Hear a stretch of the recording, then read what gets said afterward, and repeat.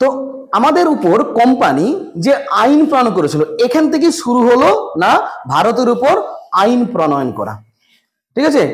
তারপরে এখান থেকে একদম এর পর গিয়ে শুরু হয়েছিল আমাদের ভারতের সংবিধান, আমাদের ভারতের শাসন পদ্ধতি, ঠিক আছে। তো এই যে শুরু হলো 1773-এ প্রথমে যেটা হয়েছিল রেগুলেটিং অ্যাক্ট, 1773-এ রেগুলেটিং অ্যাক্ট। তারপরে 2 নম্বর ছিল দ্য অ্যাক্ট অফ সেটেলমেন্ট, অর্থাৎ 1781-তে, সব বলবো একটা একটা করে। আর পিটস ইন্ডিয়া অ্যাক্ট 1784-তে।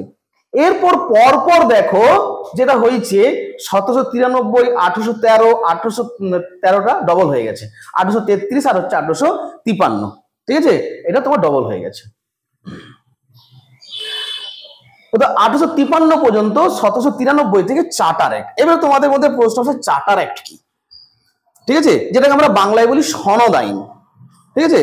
চার্টার অ্যাক্ট আর এই যে রেগুলেটিং অ্যাক্ট বা পিটস অ্যাক্ট, এইগুলো কি ছিল না, এইগুলো ইস্ট ইন্ডিয়া কোম্পানি নিজেরা বানিয়েছিল, ঠিক আছে।